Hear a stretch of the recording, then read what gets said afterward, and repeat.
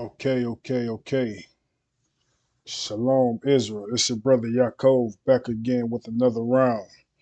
And today we're I told y'all a while back that I was gonna let y'all see the video that piqued my interest into this whole Hebrew Israelite movement, the truth.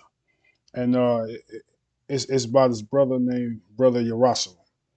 And this video is what opened my eyes uh, to the fact that it's something here because I heard about it and then I tried to dismiss it. And then once I seen this video, it led me down the rabbit trail, and now I am where I am today because of this video. And so first off, I'm gonna play this video because I like the way he presented it. I like the way he did it, and hopefully it opened your eyes the way it opened my eyes. So we're gonna start this now.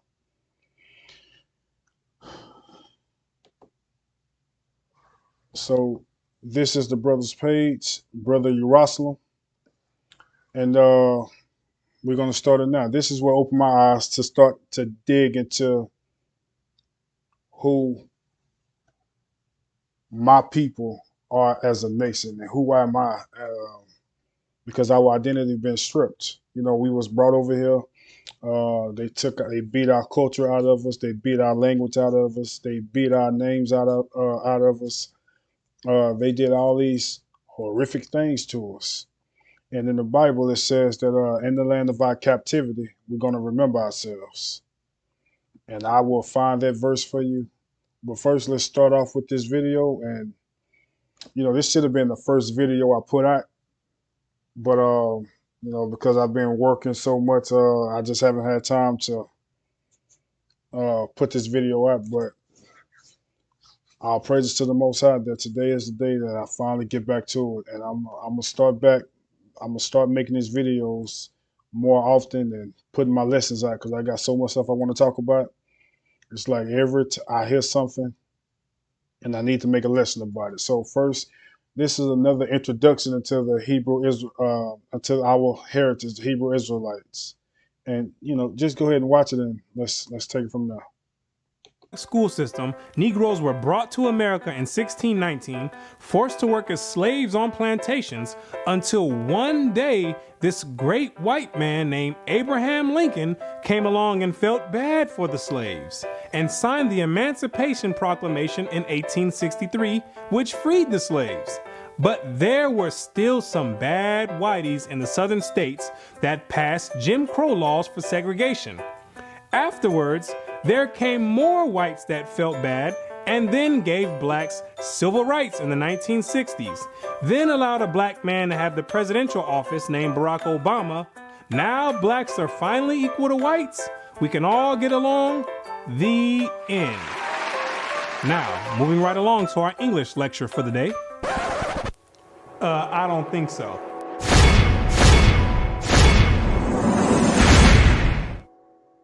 Black history. What do you know about black history?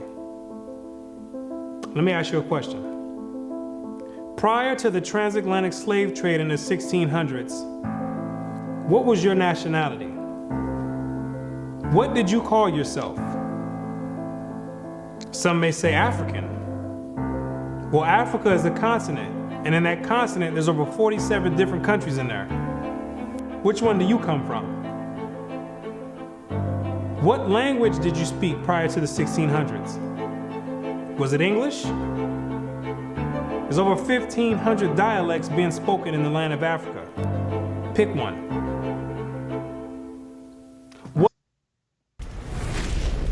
Okay. What the hell is that? Sorry about the ad. But we're gonna pick this right up. What clothing did you wear? Was it high heels and stilettos? Skinny jeans and Vans? What food did you eat? Hamburgers and hot dogs? French fries and SpaghettiOs? What religion did you partake in? Who was your God? Was it Christianity and Cesare Borgia? Most of you have no idea about the answer to these questions. You have no recollection of any history prior to the transatlantic slave trade. Now, is that a coincidence or by random chance? I don't think so. Have you ever asked yourself, why is it that in the public school system that every time the subject of Black history is taught, it always begins in the 1600s and with slavery? Why is that? Doesn't that raise some antennas and spark inquiry? Why is it that the public school system is so committed to revolving Black history solely on the past 400 years? Why is that? Is it because there's a deficiency in historical data? Or maybe because there's no history at all prior to the 1600s. Maybe Black people just poofed out of thin air, sporadically, landed on slave ships, and they said, hey, we got a new species here, and start importing and exporting them all over the world. Maybe that's what happened. The question arises, what is the drawback on this history? Why does it keep being withheld? What's the big idea about it? Why is it being held hostage? That's the question. Why can't it be expounded on? 100 years prior to the 1600s? 300 years, 500 years, 1,000 years? Why is that information not being revealed? What's the big secret? What's the mysticism about it? What you're gonna come to realize is that your identity is the biggest kept secret on the planet Earth. Oh, you thought that NASA and the space station and the secret missions being conducted by them, oh, you thought that was the biggest kept secret on Earth. No, this is bigger than that. You thought that the government and the CIA and the FBI hiding information about UFOs and Planet X and Nubaru and aliens, you thought that was the biggest information and biggest kept secret. No, this is bigger than that. The elite Confederate has spent billions of dollars and constructed an innumerable amount of psychological stratagem to ensure that you never received and acquired this information that's about to be put out. You're about to receive pertinent information from some of the most reputable biblical scholars, historians, and archaeologists. And they all know something that you don't know. And that's your identity. Ham, the youngest son of Noah, born probably about 96 years before the flood, and one of 8 persons to live through the flood. He became the progenitor of the dark races, not the Negroes, but the Egyptians, Ethiopians, Libyans, and Canaanites.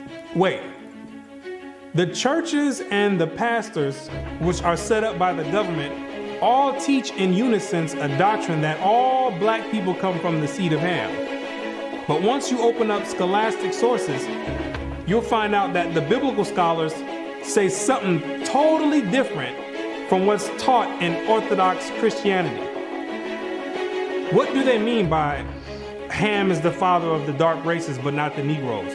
The Negroes themselves are a dark race of people, so how can you say that Ham is the father of all these dark races and exclude the Negroes? What are the biblical scholars trying to convey? What the biblical scholars are saying is that you're not African. There's only 4 families according to the Bible that make up the native population of Africa, or the land of Ham. And the biblical scholars know that you don't descend from any one of those 4 families. In order to write that in a scholastic and academic book, the biblical scholars have done extensive and thorough research on both the so-called Negroes and the Africans, the native Africans. And they came to the conclusion after the extensive research that the Negroes don't have anything to do with the native Africans at all. They're two totally separate people. In the 1840s, Morton collaborated with George R. Gliddon, an Egyptologist, who provided him with mummy heads and information about the racial significance of Egyptian tomb inscriptions. In Crania Aegyptiaca, published in 1844, Morton pointed out that both cranial and archaeological evidence showed that the Egyptians were not Negroes. In 1840, Dr. Morton was trying to find out the racial origin of the so-called Negroes that were in America in slavery. So he got together with the Egyptologists, which supplied him with the mummy heads, and what he did was conduct an extensive research on the cranial remains of the heads in Egypt, in contrast to the cranial remains of the heads in America. And what he found out is that the Negroes that were in slavery were not Africans. He found out that the skulls were two totally different types of skulls. The Negro's head was longer than the Egyptian head. The physical characteristics from the outside look similar, with the thick lips and the broad nose.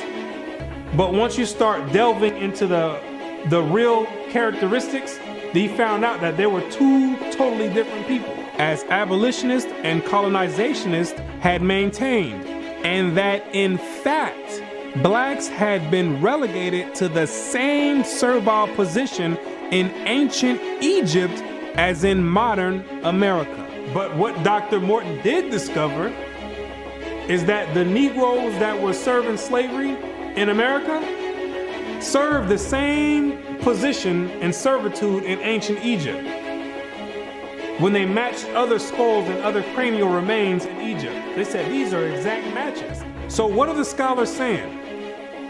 What you're going to find out is that they're saying that you are the biblical Israelites.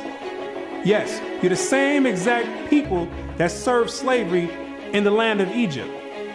You're the same exact people that God sent Moses to go redeem under the hand of Pharaoh.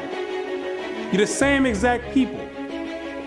And when you read the Bible, you'll find out that slavery is a central theme in the Bible. It's a reoccurring theme with the Israelites. The Israelites cannot run away and get away from serving slavery. It continues to happen over and over, all the way up until today.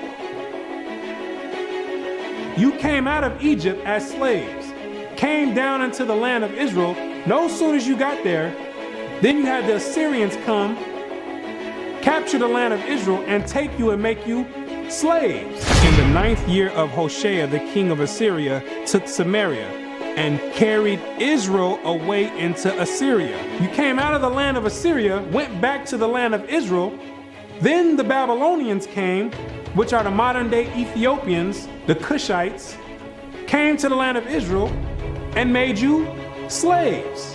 So all Israel were reckoned by genealogies. And behold, they were written in the book of the kings of Israel and Judah, who were carried away to Babylon for their transgression. You came out of the Babylonian captivity, went back to the land of Israel. Then the Persians came on down there, took the Israelites and made you slaves.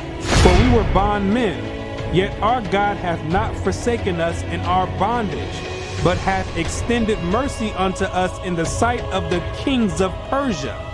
You came back from the Persian Medo captivity, went back to the land of Israel, rebuilt the temple up. Then the Greeks came on down there, took you and made you slaves, to entreat them that they would take the yoke from them. For they saw that the kingdom of the Grecians did oppress Israel with servitude. After you came from the Greek captivity, you went back into the land of Israel, rebuilt the temple because the Greeks were sacrificing swine and pig on the altars. No sooner as you came back to the land of Israel, then the Romans came and had you during the time of Christ as slaves. It was so much slavery going on with the Israelites that Jeremiah himself had to ask, is Israel just put on earth just to be slaves? Is that your whole purpose? Just to be servitude to other nations? Is Israel a servant? Is he a homeborn slave? Why is he spoiled? So you might be asking yourself, if the so-called Negro is part of the 12 tribes of Israel, how in the world did you get to the west coast of Africa? And when ye shall see Jerusalem compassed with armies, then know that the desolation thereof is nigh. This is Christ right here speaking to the Israelites. He says, when you see Jerusalem compassed or surrounded by the Roman armies, then know that the desolation or the destruction of the land of Israel is getting ready to happen. The Romans getting ready to come in here and tear some stuff up. Then let them which are in Judea flee to the mountains, and let them which are in the midst of it depart out. And Christ says, when you see the Romans coming in, you better get ready to flee into the mountains. And what you're going to realize is that the mountains that he was talking about was the land of Africa. It was the same exact place that Mary and Joseph took Jesus when they were fleeing from Herod when he was trying to come find Jesus to kill him. They went right into Africa. And the Israelites went into Africa as well, fleeing from the Romans. In the year 65 BC, the Roman armies under General Pompey captured Jerusalem. In 70 AD, General Vespasian and his son Titus put an end to the Jewish state with great slaughter. During the period from Pompey to Julius, it has been estimated that over 1 million Jews fled into Africa, fleeing from Roman persecution and slavery. The slave markets were full of black Jewish slaves. Over 1 million of you Israelites fled from the land of Israel into the land of Africa, running away from the Romans because the Romans was coming to put slaughter to the Israelites. The ones that didn't take heed to the prophecy of Christ when he said you better leave and go to the mountains, go to Africa, when they got caught by the Romans, they were taken back to Europe and sold in slavery and put in servitude and became gladiators, put in the lions' dens. The pagans and the Romans attacked the Jews indiscriminately. Both the Jewish soldiers and the uninvolved peaceful population without mercy. As a result of this merciless attack, many Jews fled to those parts of northwest Africa known as Tunisia, Algeria, Morocco, and Mauritania. Many other Jews fled to other areas where Rome did not have any jurisdiction. This was to the region of the south, the Sahara Desert, and the Sudan.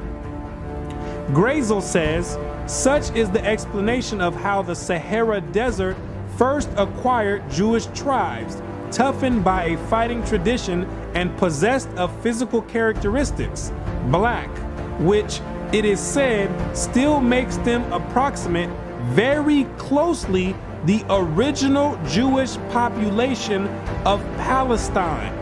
And after migrating from Israel and dwelling on the northwestern parts of Africa, after you were fighting vigorously with the Romans, you had no choice but to start migrating to the southern regions of Africa, where the Romans didn't have any jurisdiction. Because the Romans were relentless and they were adamant about putting all Israelites to death. So in order to get any type of peace, the Israelites had to start migrating to the sub-Sahara parts of Africa. The scholars know this for a fact.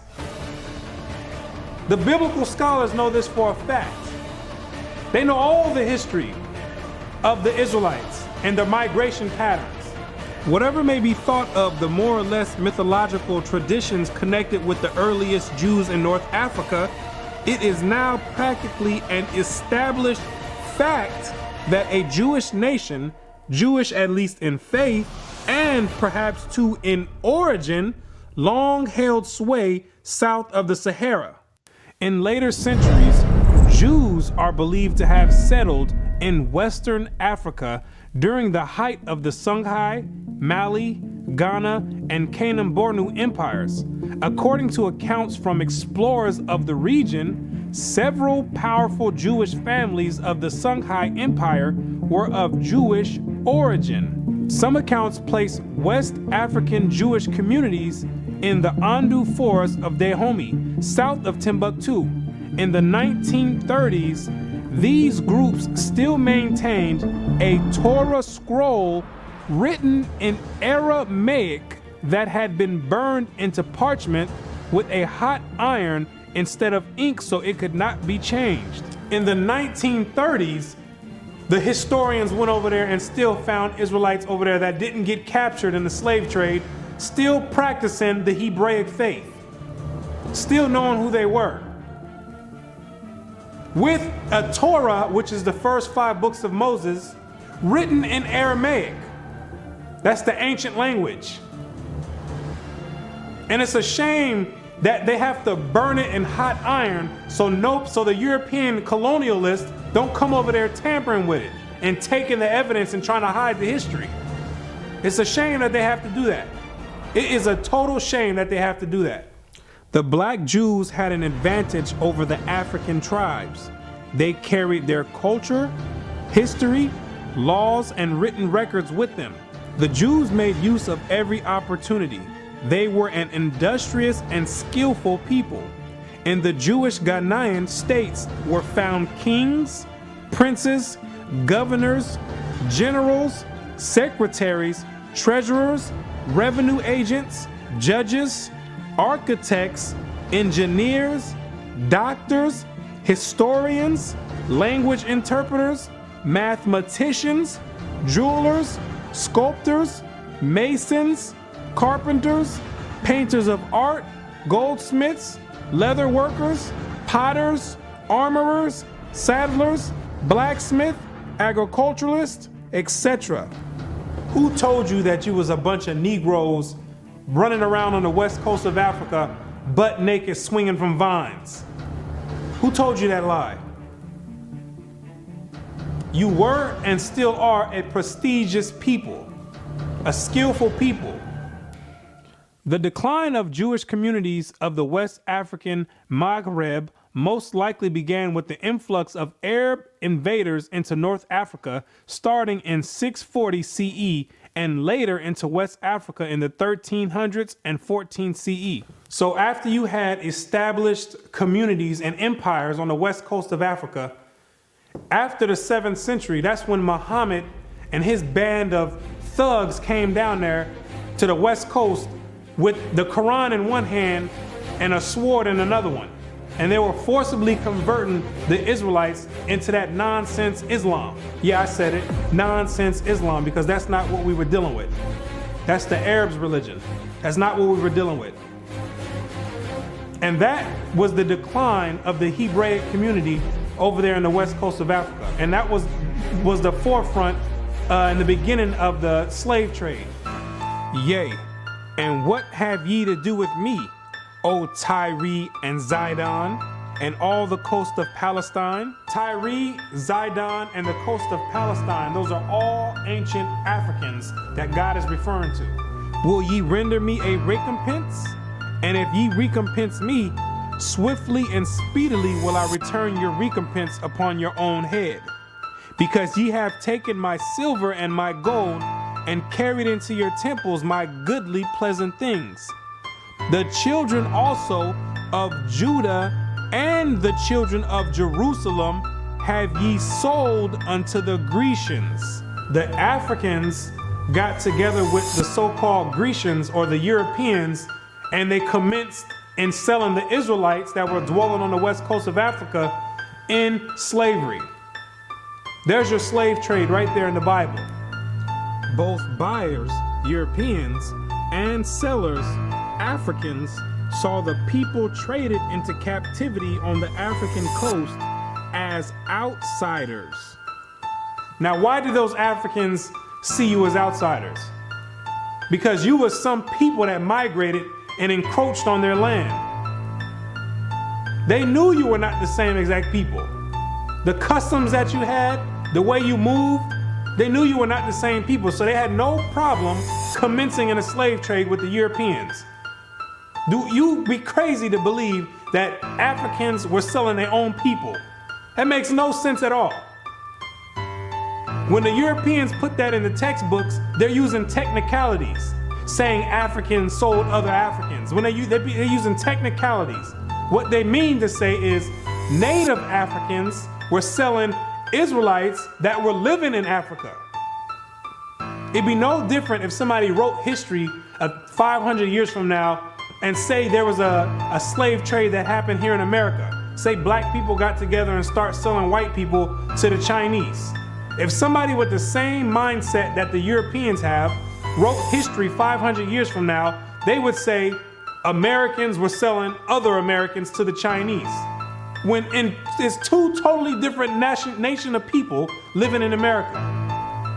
You can't just say Americans sold other Americans. Two totally different people. It's the same exact scenario on the west coast of Africa. There are both oral and written explanations that trace the origin of the Igbo. And the most tantalizing is an association of the Igbo to the Hebrew race. This assumption is based on the fact that Igbo culture has many similar traditional customs like that of the Jews. Similar customs are observed in marriage negotiations, childbirth and circumcision, restitution, attitude to totem animals and taboos, as well as hospitality to others, especially to strangers, etc. The Ebu are therefore said to be the split and lost group or tribe of Israel that refused to wander further northeast with Moses, but preferred going down southward. The Igbo people have many Jewish traditions. Naomi Katz, the current Israeli ambassador in Nigeria, and others point to their possible ancient Israelite origins. See the Okay, Israel. So that's that video, and like I say, that's the video that opened my eyes to this whole movement, and now I'm a full-fledged, full believer into the truth, our truth, and I'm not going back. And now I know for a fact that the Hebrew Bible, the Bible that everybody's supposed to be reading, is written by Hebrews. When you shop at Walmart, you get it. It was written by Hebrews, for Hebrews, to Hebrews. It has nothing to do with nobody else. Thus says the Lord. And I'm going to show you that. Let me show you where he said. Let me show you what the Most High saying that. So,